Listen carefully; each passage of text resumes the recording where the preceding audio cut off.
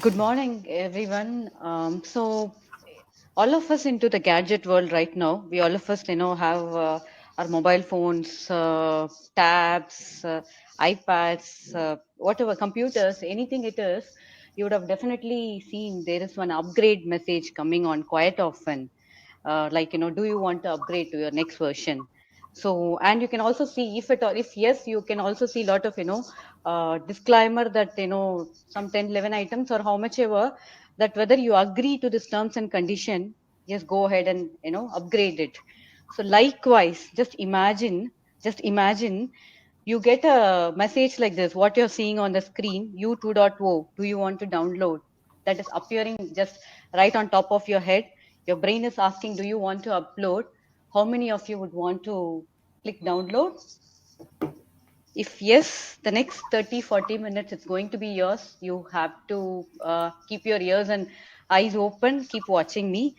I'm Sangeeta Bala, founder and CEO, Think Infinity. It is a very growing and promising organization. We are specialized in expertise technologies. To be very clear on the data analytics side, artificial intelligence, machine learning, mobile application development, and many more. So that's our specialty. And so let's look at it. So this is our college life. Maybe like 15 years back, 15, 20 years back, like when I look back my college life, I could, recollect, like, I was one of the naughtiest brat in my college, not in front of my professors, just everything behind. I was one of the naughtiest and the coolest person in the college. And in today's world, in today's generation, if you look at college kids, what comes to the mind, especially girls now first, what that comes to our mind is, pictures. We all of us love taking pictures. Thank God we didn't have mobile phones those days. I think a mobile phone was introduced by that time when I was in third year or fourth year of college, and luckily there was no camera. So if you look at it today's பொண்ணுங்களோட பெரிய problem அல்ல பெரிய challenge in today's world, you know what status to put Insta, especially when I click a pic. The biggest tension that comes throughout the mind is like, even for me, I do that now, and I've seen lot of young, kids. Say for example, I'm wearing a beautiful yellow dress. I have a picture. I want to upload it in the social media, and the biggest question that comes to my mind is, என்ன status இருக்கு, என்ன caption இன்னைக்கு இதுக்கு போடலாம். Like, we will put girls, we will put, like, I will shine like a sun in the sunshine. So that's what girls are all about. It's fun. And boys, arrear வைக்கிறோமோ இல்லையோ அன்னைக்கு சரக்கு party. That's what we are, like that. That's quite fun. Committed boysக்கு single பசங்களை பார்த்தா வயித்தறிச்சல், single பசங்களுக்கு committed பசங்களை பார்த்தா வயித்தறிச்சல். That's what happens. College is life. Life is all about fun, enjoyment, and all that. And so with that, how many of you think about your next version of life? College is just part of our life. 4 years or maybe another 2 years for your PG, post graduation. So how many of you really thought about your next thing? Because this is going to be just one chapter in your life. So another question. How many of you have really studied your books, whichever subject it may be, irrespective of whichever disciplines you have taken, VCE, computers, IT, mechanical, civil, anything? How many of you really studied your subject, uh, passionately understanding it? Because I understand, because we interview a lot of people, fresh graduates out of college, day in day out. I meet a lot of young kids. When we keep asking them about their subjects, most of the times, they will like give a, their eyebrows up. That will be the kind of feeling I have seen. So that's the first image in this slide, shows that Nanban movie. I think most of you would have watched that movie. It's such a wonderful, beautiful movie. It has a mix of everything, how the college life is there, what are the different aspects of the college life, fun, love, crushes, failures, and moving on to that, from that stage to the next version, success. Everything is beautifully, portrayed in that movie. So I think there's a very beautiful dialogue from by Vijay in that movie. If you look at it, no, subject வந்துட்டு subject or just for the sake of scoring marks, you should not look at education. Rather, you should understand and create that as your passion, which will help you to, create the better version of yourself in the coming days. So now we'll move on to your transformation 2.0. Even I was one of those kids who was like longing for my, transformation 2.0 15, 20 years back. And I didn't have any kind of helping hands by that time. My parents are not educated. I am from a family, upper middle class family. They wanted me to get married right after my college, right after my even 12th standard, and somehow that went till college. And right after college, definitely they wanted me to get married. And I had bigger dreams, but I didn't have that right guidance how to transform the 2.0. If you are the one, this session is for you.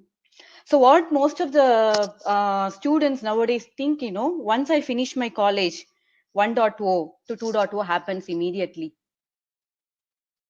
Or maybe once you got your engineering degree or any degree, be that matter, they are into the 2.0 journey.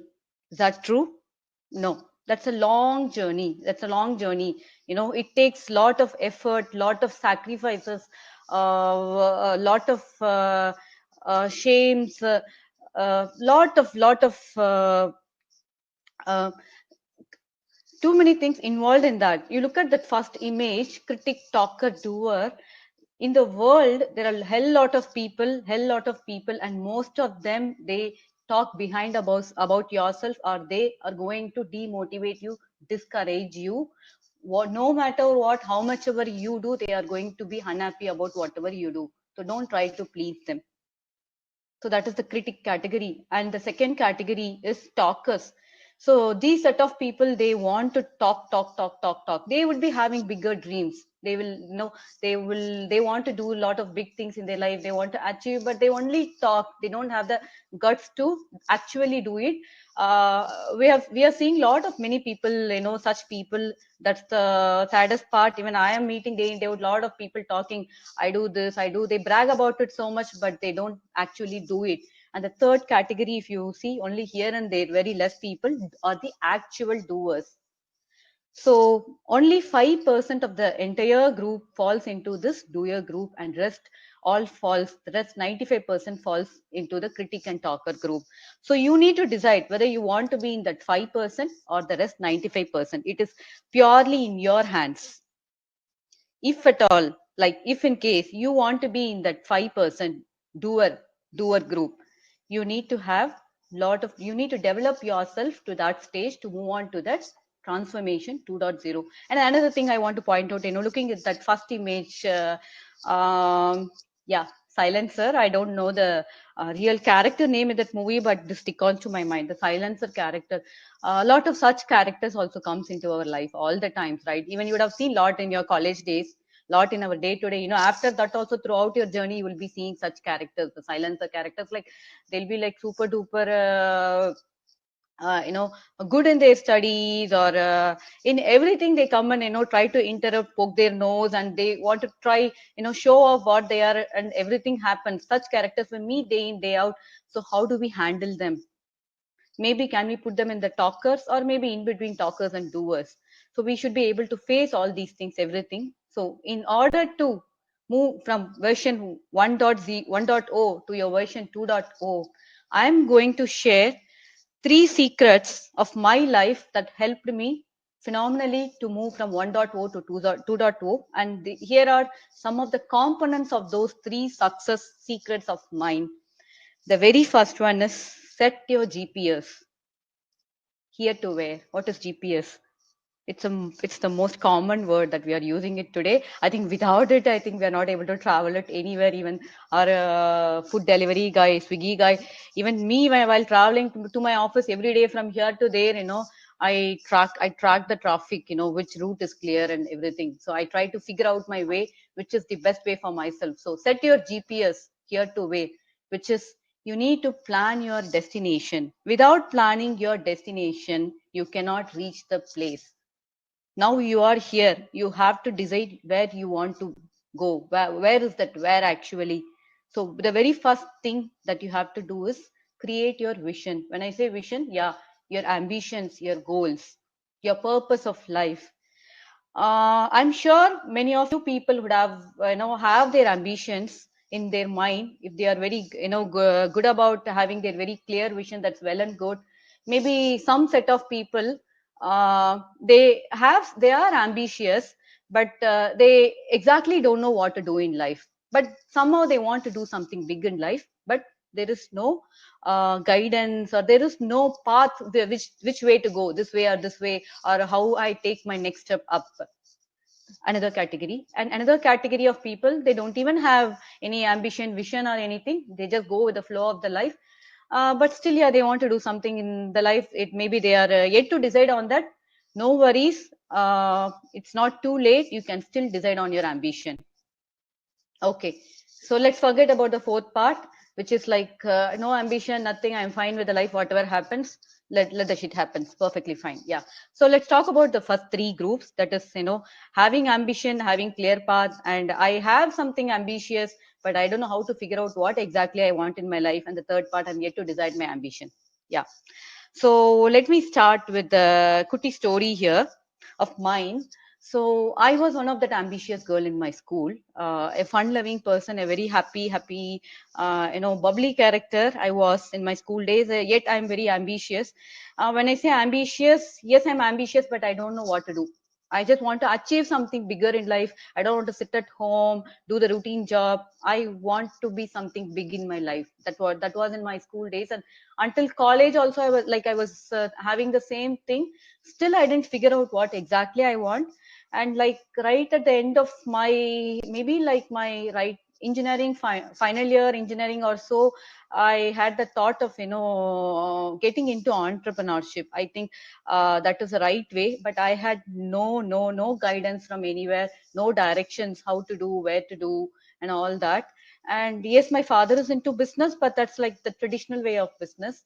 So I don't, and there was not much of support from the parent side also to get into entrepreneurship by that time, because those days entrepreneurship, the word entrepreneurship, very few people pursue it. And another thing, they have invested money to make me study engineering, and why they want me to get into entrepreneurship where I have to go struggle and hustle. So they want, now you, when I studied, I think 2003 I finished my engineering. So by the time computer science was like on the top, like when I was choosing my course itself, my father was very clear: you go choose computer science, otherwise go get married. That was the option thrown to me. So I had no other choice. I was asking some other disciplines as well, and I didn't have any idea about much disciplines, to be very honest. I just went for the selection process. My father told pick computer science. I picked, and I studied computer science engineering for 4 years. Trust me, I didn't know anything about computer science that time. And I did my courses as well. I did a Java course, C++ Java course, and a Oracle course outside. I got my certifications, everything. Still, trust me, I didn't know anything when I am out of the college. Maybe when I have to connect to the real world, mm, I'm not very sure or not very confident about what is technology. That's what. So entrepreneurship thing was always in my mind. I got married. My husband was quite supportive in my decision, and so I was also working. I was working with one of the biggest company. My very first job itself with the biggest company. I started off with a very small stipend, and I was doing pretty well. One good thing is I'm a very good learner. I pick up things very fastly, and I'm very dedicated, sincere. I would say that's the right word. So anything given to me, I study like I try to learn like a child. That's my nature. So I was studying parallelly. My mind was into entrepreneurship. So I want to start. I tried one, two, three, couple of over a period of time. 3, 4 businesses I tried. Small businesses I tried. Like one in the I wanted to set up a juice shop, and another thing, something in the travel industry. I tried. I failed. I tried. I failed. I failed. Then like 10 years back, it should be 8 years back, yeah, 2012, I started a restaurant. It's pretty much a bigger venture. I invested, I pulled about more than 50, yeah, almost 70 lakhs money. A couple of whatever I have saved throughout my career. For 10 years I worked, I saved money.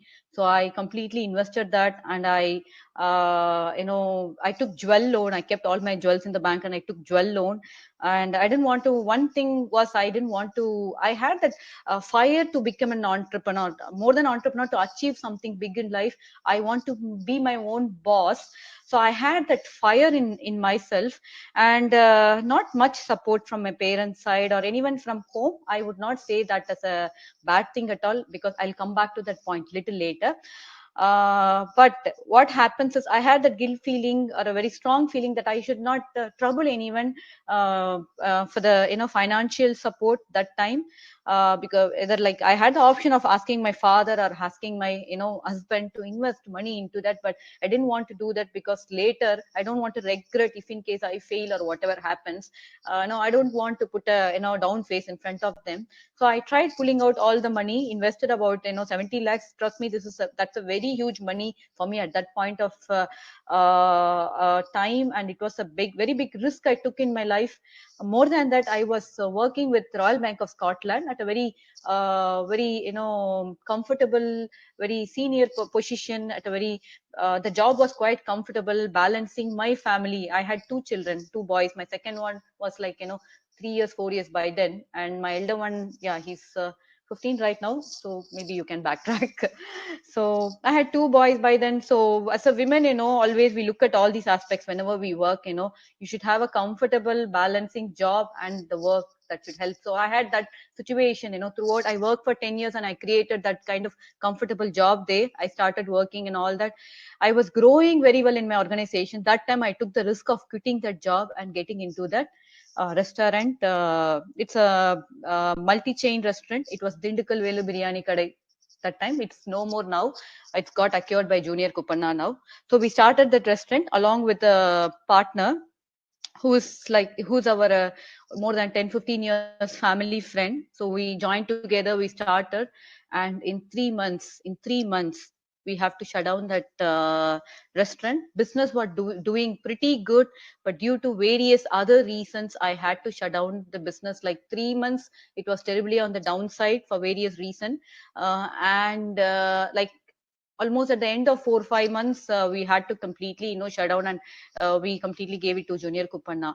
So that was the biggest hit in my life. Though I had multiple failures, this one is like life changing episode of mine. So I was totally down. I went into depression for 6 months after this thing, because I was in a very good job. I told my people, all my colleagues, everyone at job, that I'm not going to come back to the corporate world. I'm my own boss. So that was my imagination by that time. And another imagination, what I had, or maybe assumption, what I had when I got into this restaurant business at that time was, business means you need money. So if you have money, you are successful in business. That was the thought process I had that time. So somehow I managed to pull that money, and I put that. By the time itself, I decided I'm going to be successful. I'm almost in the path of successful. So I thought next 3-4 months, even I decided my car also, what car to buy and all, everything. So that's what. So too many things happened. 3 months down the time, it failed. And so I was upset, but still I tried to jot down, reflect on myself, what went wrong and why did I fail. So I have this habit of journaling it. I write it in a notebook all the times, most critical things. So like I gave 3 months, almost, yeah, 3 months time after that failure, and I sat down and I wrote. So one of the thing I found out is, I didn't have a clear vision at all. If you look at me, I was that ambitious girl since my school days, and I was very clear, I want to become an entrepreneur, right the start of my career. When I started working, right the start of my career, I want to become an entrepreneur. But still, I was not at all sure what exactly I want to do in my life. And I decided, money versus entrepreneurship works very well. That's the perfect combination. So vision is very important. So, and that was not something what I wanted to do. Starting up a restaurant is something, couple of people came, they gave me that option, they threw me that option. Okay, you try to invest this much money, you talk to your people, you invest, next 6 months you will see this much profit, and then yeah, your flight goes this way. That's what they taught me. So with that idea, I just jumped into it, and I failed. And yeah, vision, purpose, ambition and vision cannot be the same. So vision is one step. One you are ambitious, next you have to drill down. You need to identify your calling. The right word is your calling. For everyone in the world, they should be special in something. They will be having their calling. The thing is, you need to identify that. But the worst part I'm seeing, even in like today, like even 15 years, 20 years experience people, many people I've seen, they don't have that purpose, they don't have that calling. They just finish their studies, they go to work, they work, they don't have that calling for themselves. You need to, or maybe they don't know, they are still yet to figure out what is my calling. So this is the ideal step. If at all you haven't identified what is your calling in your life, this is the ideal time that you need to figure out.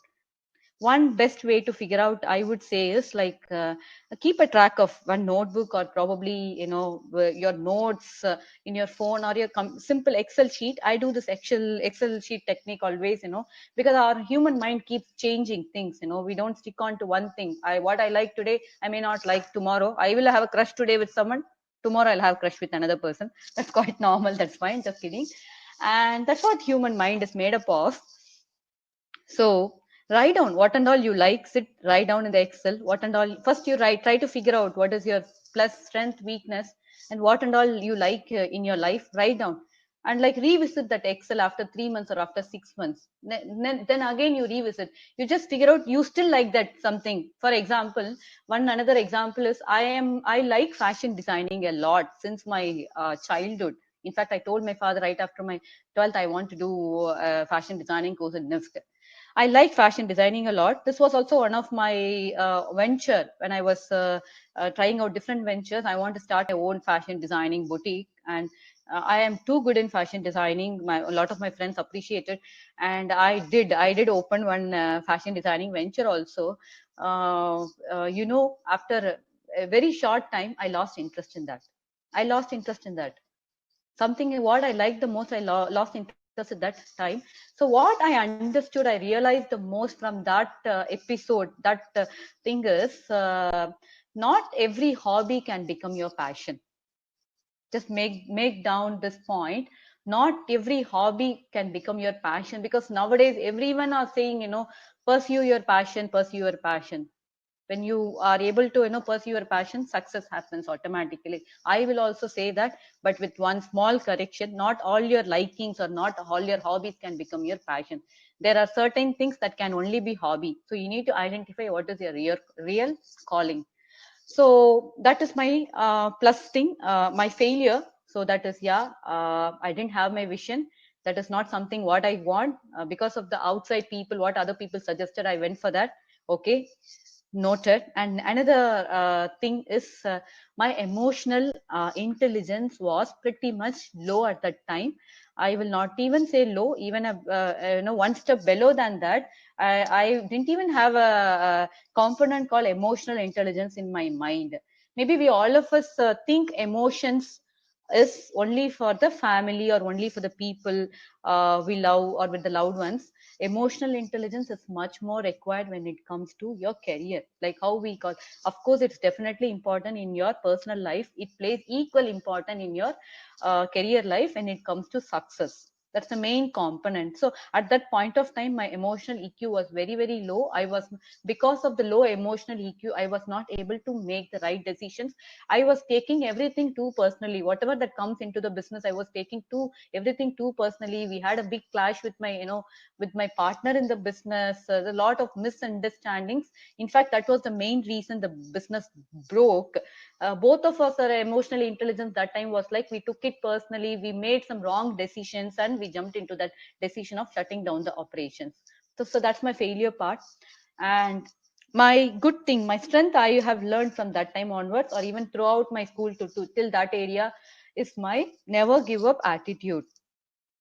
So how much ever I failed, two, three, too many ventures I tried, I didn't give up on me at all. Now I was keep trying. How many times I have failed?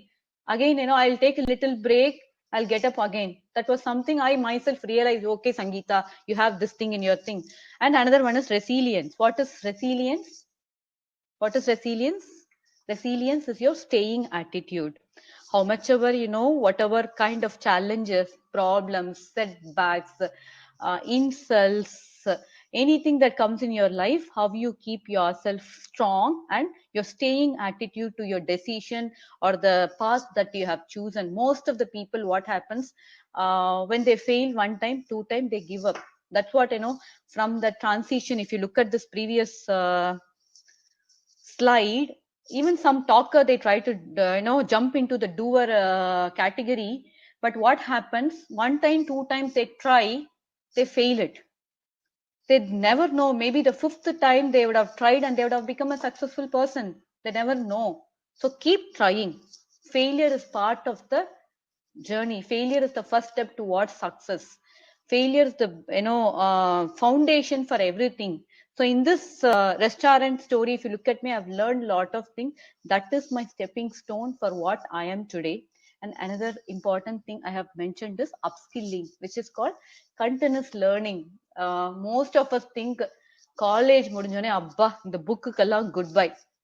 I was thinking like that, when I will finish my college and when I'll be getting out of this marks, books, and everything.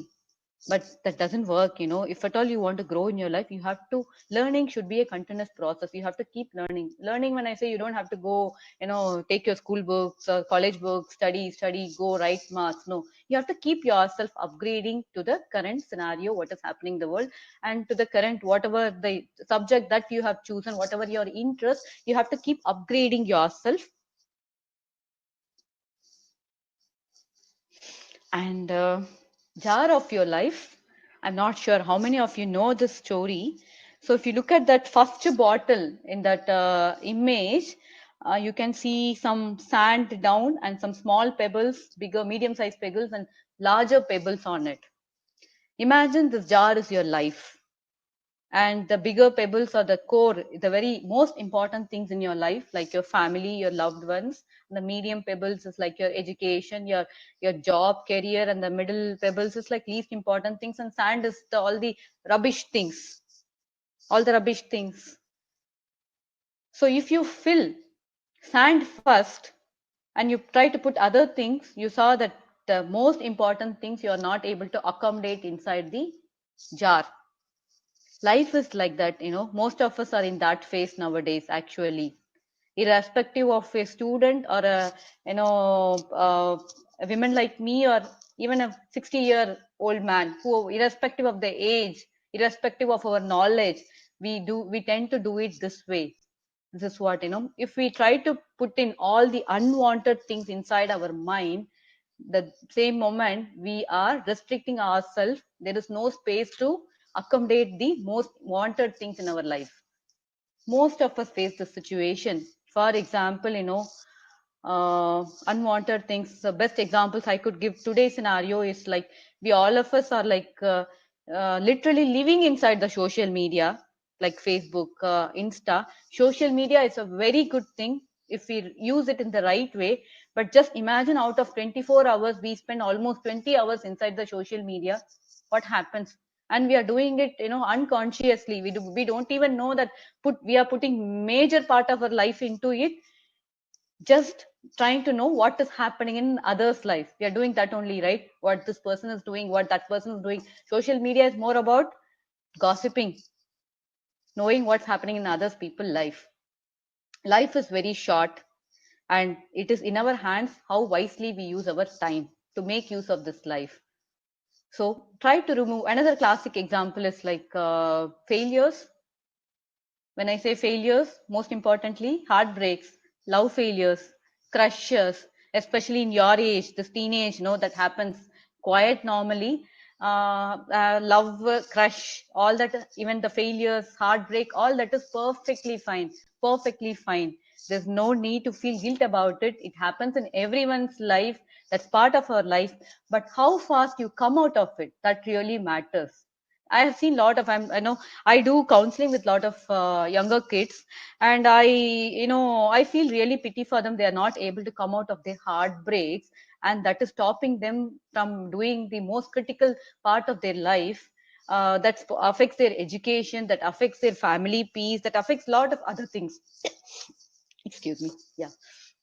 So that is what, try to come out of it. Life is short. You have to make your mind strong. That's where the emotional intelligence plays. It is emotional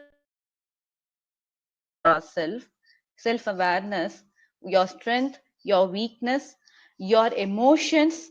How do you manage your emotions? How to manage your emotions? Understanding other people's emotions, helping them to manage their emotions. If you are managing a team, helping the team to manage their emotions, and reacting or responding. There is another thing, I'll touch that. So how do you respond to a situation? That's all about emotional intelligence that can be perfectly worked with your personal life as well as your professional life. Emotional intelligence, how much ever you are knowledgeable, you know everything, you're at the top management, this, if this you have this triad, success is going to be yours. Most of the kids are having this failures, love failures, heartbreaks coming out of it. They are taking like long time, really more than 2 years, 3 years. I've seen people just getting stuck with that. Just throw it out of your mind. Only then you can put all the wanted stuff in your mind. Just imagine, life is short. It is restricted with that small bottle. Only then you remove all the sand, you put the pebbles. And of course, I'm not saying you cannot put sand inside it.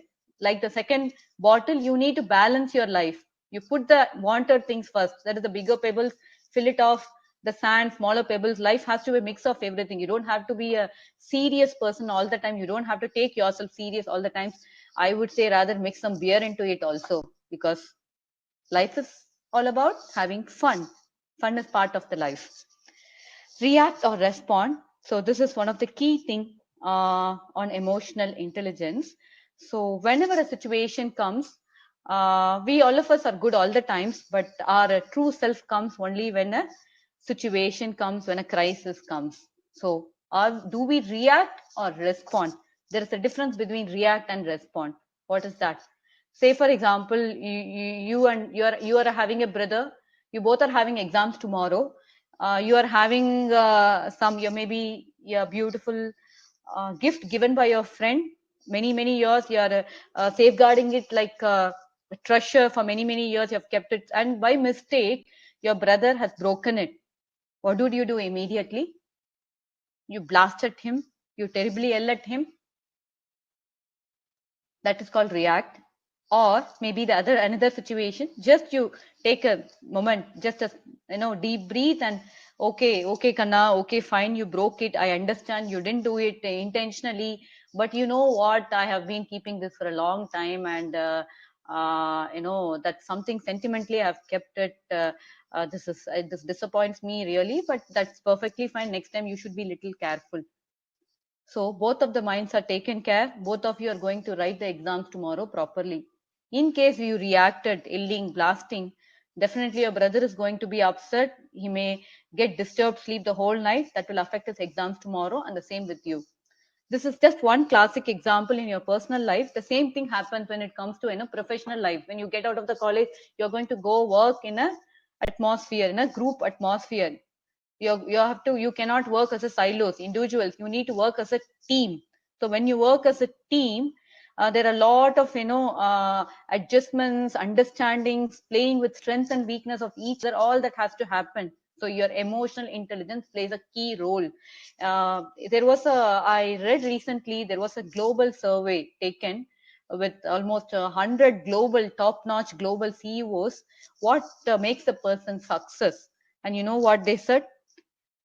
It's not about how much ever the person is well read, most intelligent, he knows everything in the world, having high levels of leadership, still he doesn't know to manage the team, or there is no compassionate mindset in him. When the EQ, emotional intelligence, is EQ, when the EQ is low, he cannot be successful. So this is not my recommendation. This is from the global CEOs, top-notch global CEOs. So keep that in mind. EI, every time you get a you get a situation, you get anxiety, just keep that in your mind. You react or respond. So one of the best way to, this doesn't come in a moment, or maybe overnight you cannot do it. Maybe like what you have to do is like by practice, couple of days you consciously practice how to do it, and you get there very quickly. Maybe meditation helps a lot. That's why people say meditate. I'm not a supporter of meditation, but meditation helps a lot when it comes to keeping your mind calm and making you. When your EQ is good, your decision making will be the best, and when you take the right decision, you are on the right path. Adaptive intelligence, which is nothing but embrace change, being adaptive to every situation. What got you here won't get you there. All these years you would have been, this is a book name, all these days you would have been, doing something, you think you are on the right track. The strategy what you have been following all the times works well, so it's okay for me to follow the same thing in the next 50 years of my life. If you think that if you have that kind of mindset, you are not in the right track. Things keep changing, things keep changing all the times. Change is the only constant, keep that in mind. Change is the only constant. The true test of leadership is how well you function in a crisis. That's what, regular normal routine times we all of us are good, but when a crisis happens, how do we respond to that? Do we react or respond? You need to think about it. So it is all in the mindset. You have to prepare your mindset that you are welcome to change, because I have seen lot of people, they are scared of, they're afraid of welcoming change. Those were the days, like when we look at our parents or even grandparents, they will be doing some kind of work, be it is a working somewhere or their own business. They set up one thing, and that just happens throughout their life, that continues. And sometimes the second generation, next generation people also go pick up the same work, kind of family business, they get into that and they will be continuing that. But things are changed in today's world. You need to be adaptive. Change is very, very fast in today's world, and COVID is one such example. Have you ever thought 3 months back, say for example in January, have you guys ever thought that I'm going to sit at home looking at the computer and do my college studies? Have you ever thought that? No, even I didn't imagine. Have you ever thought that all the flights throughout the world is going to be shut down? Nobody can travel inside the globe. The entire globe is shut down. Can we imagine that? 3 months back, if someone told me, I'll say, "Poi வேலையை பாரியா லூசுடா நீ" அப்படின்னுவேன். Definitely I would have said that. So, but what is happening today? So this is COVID is just one example. There will be such more, several scenarios, several instances will be happening soon. So there is nothing is permanent. Change is the only constant, and which is for good. We need to have that mindset of adapting to new things. And how do you do that? That is one thing. So I told, success never happens overnight. Overnight success never happens. It takes time. It takes years. The very first thing you need to fix in your mind is that right after your college, you're not successful. You need to hustle, struggle for that. So I told about creating vision. So when you have created your vision, you have to create your vision considering your long-term success. Say, for example, in 5 years, I want to be like this. Okay. So day one today, you have to imagination, you have to envision your vision. You have to look how your vision looks like. You have to envision that. And day one itself, I cannot, set up, 10 steps that I want to do to accomplish my vision. You cannot plan it that way. You need to do a reverse engineering of your vision. So when I say vision, the next step is you need to arrive at a strategy. So when you have some strategy, okay, 10 years down the line, I want to do this. I want to be that top-notch CEO of this company, or maybe a senior vice president of this company, or maybe I want to start my own business in my own field. Let it be anything. You have to envision that, and you have to do a reverse engineering from the 10 years to what you are today. Say, for example, split that vision into long-term vision. Again, backtrack, midterm vision, that is your midterm strategy, and the strategy what I have to do today. So today, midterm, and your long-term strategy to accomplish your vision. In that way, I think you can easily know, say for example, for the next 1 year, what I have to do to accompany my long-term vision. Write down some 10 steps, you plan, you work on it, and you test it every time. It's not just about creating vision or strategy. You need to put your effort on it. You have to work hard for that, and you work on it every time. It may not work all the times, right? Sometimes it will work, sometimes it may fail in that times. Throughout this journey, you need to revisit the vision all the times, because change is the only constant. things keep changing according to the market, according to the industry, according to your capability of picking up things, your interest level. You have to go revisit your vision, change things accordingly. You develop something, you create something, you let it, put it in the market, you test it again, check whether it works fine, it doesn't work fine, take feedback from people, again you go to step one. It should be an iterative process. And number three is invest X in different baskets. Two types of definition I would say here. One is, don't ever depend on just one thing in your life. You need to keep some options. Say for example, if you are starting a business, I'm not saying 2 3 business, but at least into 2 3 investments, or maybe 2 3 verticals you try to plan. You're working on something, okay, you're working for a company, you're planning to work for a company. What are the other option? Or maybe just for, you're planning for your higher studies. Okay, I'm planning for this. What if it doesn't happen? Always focus for the plan A, and also make yourself prepared for plan B, C, D, E, F. Keep them at least 4 5 options. What next, what next? That's how you become adaptive, you are ready for change. Calculated and educated risk taking, what is that? What is the difference between just take risk and calculated and educated risk taking? I will never encourage to take risk, but I would definitely encourage to take calculated and educated risk. What will happen to, what if life if you don't take risk? Tell me. Risk is an interesting thing. And risk, the only way to become bigger in life, to achieve bigger in life, is risk. That's what I believe in for myself. Even my restaurant business, that was the biggest risk I took, and that's why where I am today. Even now I am like bold enough to take bigger risk, provided it will be a calculated and educated risk. When I say calculated and educated risk, look into the detail of what you want to do. You are planning to take a risk. Okay, analyze, look into the detail. And what happens? Take a notebook, put the plus, minus. What happens this? In that case, what will I do? What is the mitigation for that? That's called calculation. If A fails, okay, what is the mitigation? All this happens. You be prepared for the failure point as well. As educated risk, know about the knowledge of the industry, know about the knowledge of the users, customers, about the technology that you're using, your area. When I say technology, don't ever compare only to the IT field. Now technology has become everywhere. So you need to have that kind of thinking in your mind. And last point is design thinking. This is a very rare topic. You can hear it from the industry. Not most of them use this topic. I would recommend you to note it down in your notebook, and later you need to go Google it. You need to figure it out.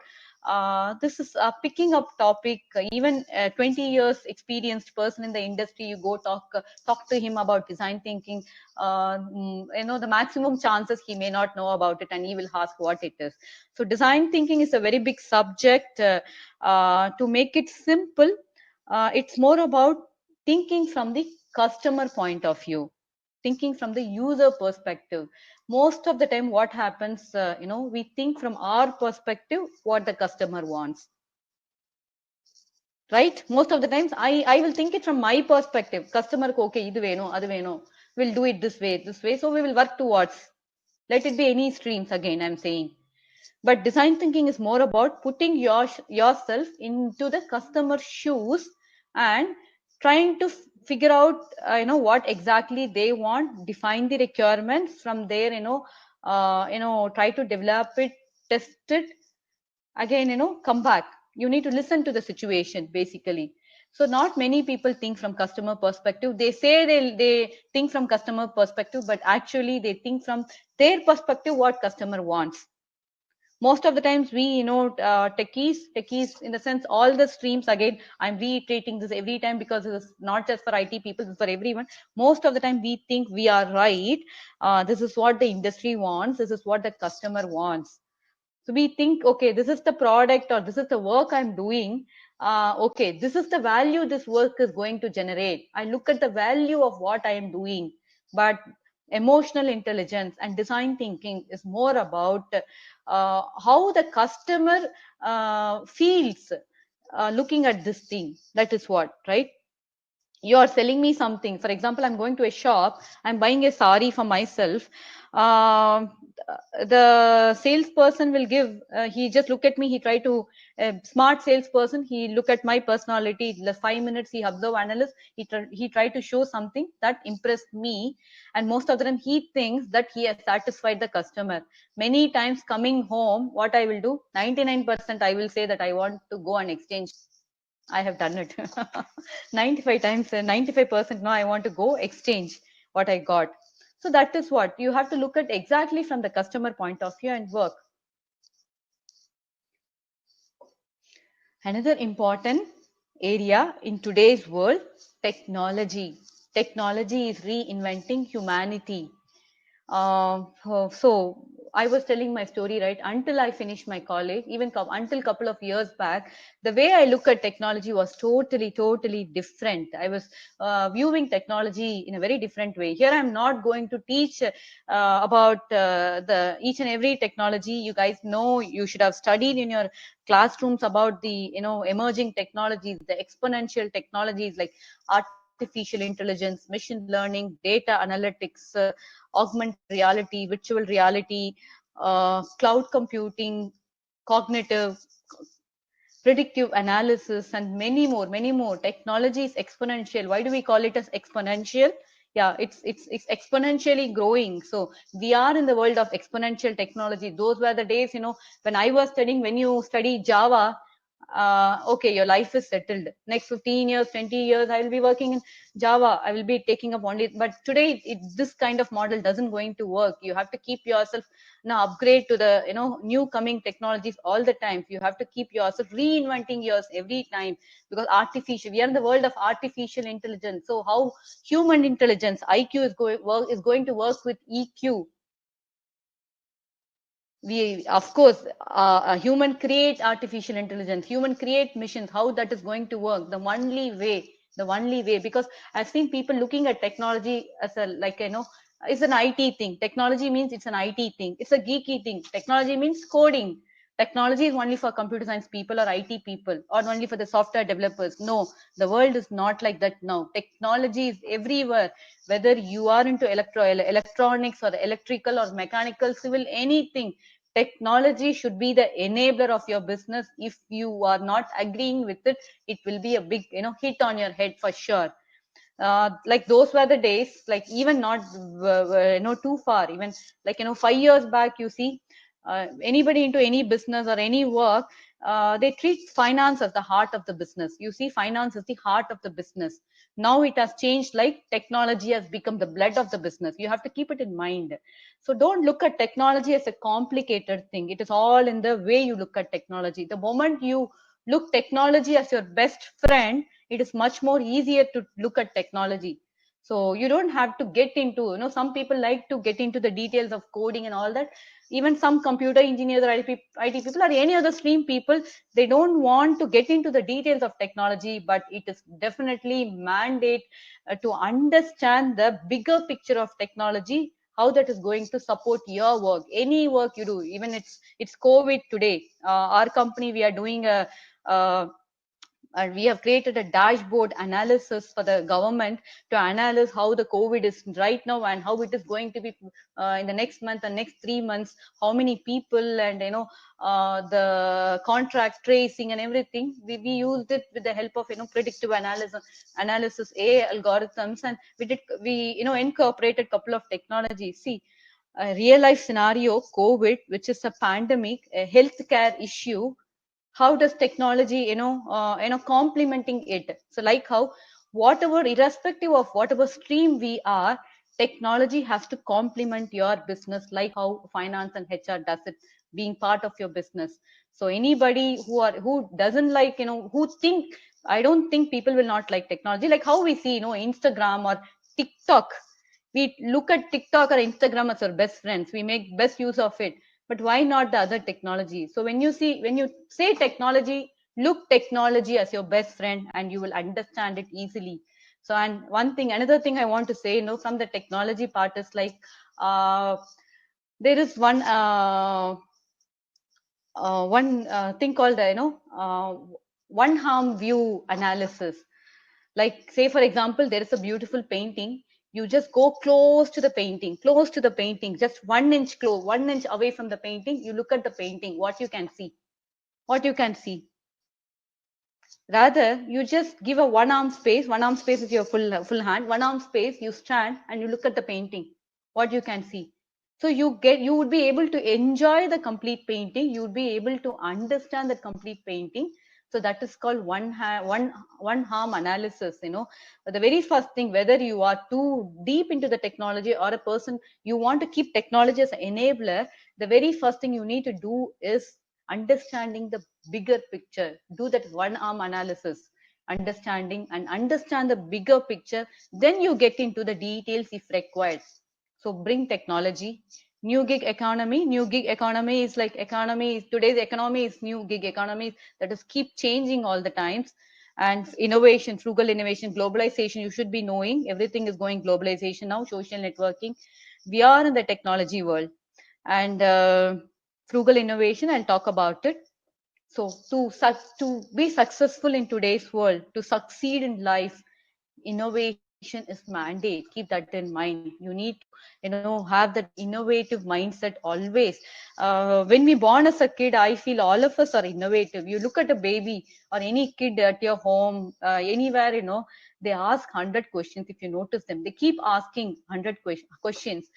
There was a survey taken, how many questions a child asks in a day is like almost, and on average it is 100 questions. But while we grow up, we tend to lose that a skill, I would say, of asking questions. Why? Fear fear fear of what the other people think about myself. That's the very first thing most of the person have. Innovation happens by probing skills. You need to improve your probing skills. Probing is curiosity, questioning. So keep asking questions. That's how innovation happens. We most of the times we restrict ourselves in a setup, be it is in your college classrooms. You might have definitely some questions in your mind, but you are always um, hesitating to raise that question to your professor. The same thing happens at workplace also. Even with myself, couple of years back, in a combined meeting or something, I'll be having some intellectual question in my mind. Yeah. Yeah, excuse me, ma'am. We have a lot of questions coming in from the Just chat another two box. minutes, I will be So, finishing up this. yeah, Yes. sure, please. So there will be a lot of too many questions coming in our mind. Allow your questions, allow weird thoughts. Innovation versus disruption. What does mean by disruption? So disruption is more about end of something. So remember, end of something, there is something new going to come. The best example we see is, how many of you know BlackBerry phone? BlackBerry phone was a super hit once upon a time, but today nobody is using BlackBerry phone. We have got into the iPhones and the Samsung. A lot of new latest editions that has come. So there is every disruption, there is an innovation. That's what. And there is no innovation and growth without failure. Failure is part of innovation. You don't get it right from the beginning of the first. If you look at, Apple is one best example for innovation. If you look at today, Apple's the very first invention, Apple computers, was a very big failure. But what Apple is doing, when you say the word innovation, Apple is the word. Google, we never say search, go search, right? We only say, I will Google that information and I'll come back to you. That's what. So look at Google. So innovation, most of the times innovation happens through weird thoughts. The one point I want to say in innovation, to put inside your mind is, welcome weird thoughts, accept weird thoughts. Even if it is a silly question, ask, try to get the answer. Feed your curiosity. So innovation happens through weird thoughts. Google is one best example. Google happened through a weird thought from the employees while they were having a lunch conversation. That's how they created Google. And WhatsApp is one very big, example. And innovation need not to be inventing something new. Innovation can be something, betterment of some existing thing also. Need not to be inventing something new. There is something already existing. How you can make it its performance or your cost wise, everything in a better way. So what is the difference between creativity and innovation? Creativity is all about imagination, dreaming something about it, and innovation is the actual implementation. So innovation is the next step of creativity. If you look at this is my company logo, Think Infinity, which is on the right side, and you could figure out what is on the left side. It is the Rubik's cube. I'm fond of Rubik's cube right from the beginning. I keep fiddling with Rubik's cube all the times while I was driving in the car, while I was in the office. So I keep fiddling with it all the times. So this was one of the weird thought that came. I was thinking what name to keep it for my company. Like 2 months, 3 months, I was thinking I could not figure out a name. One day while I was taking a shower, I think most of us get good thoughts while taking shower. I thought about Think Infinity because I am a person who keep feeding my brain, who keep thinking a lot. So and I keep using fiddling with the cubes. And what cube basically portrays problem solving, and this cube especially complex problem solving. So that is what Think Infinity, that is the origin of our name. So keep thinking, keep feeding your brain, be innovative all the times. Innovation and imitation, innovative leadership is going to work in the future. Imitative is copying someone. Imitative leadership will not help all the times. With that, I want to come to a conclusion. This is our final slide. So whatever we have discussed, I have put across in one, in a single short view. That's my handwriting. Please bear with me. You can make a note of it. Success triangle. I have just 3 components of the success triangle. Keep in mind, one is your mental wellness. That is your personality. We spoke about your never give up attitude, your resilience, determination, believe in yourself. The very first step towards achieving something big is you have to keep yourself mentally fit. Even how much ever you are physically fit, if your mental fitness is weak, you cannot achieve anything. So number one is keep your success triangle. Number one is keep your mental fit well. And number two is your intelligent quotient, which is the IQ, which is nothing but your skill set, which is nothing but your knowledge, what you're learning from your college, your books, and from everywhere. And that has to be keep on upscaling, that is continuous learning and innovation. All that forms your IQ, and combine it with the EQ, which is your emotional intelligence, react or respond to any situation, awareness, manage your emotion, compassionate leadership, put yourself from the other person's point of view, and try to make decisions, try to think in that aspect, and you come out with the right decision, adaptive leadership. Along with that, I would always say values and culture. Your values and culture plays a role throughout this entire process. That is what going to fetch you success. Without that, success may happen, but that might be short term. So always, you know um, purpose, your vision, your purpose should be fueled with passion, and it should not be fueled with profits. Like how I did my first failure story. I was trying comparing success and money. No, your passion should be fueled with, your purpose should be fueled with passion, and not by profits. And in that way, success happens automatically. You will get a happy customer. That's what the smiley means. And money happens automatically. Thank you, everyone. All the best. You can follow me on Facebook, Insta, and LinkedIn at the handle Sangeeta Bala.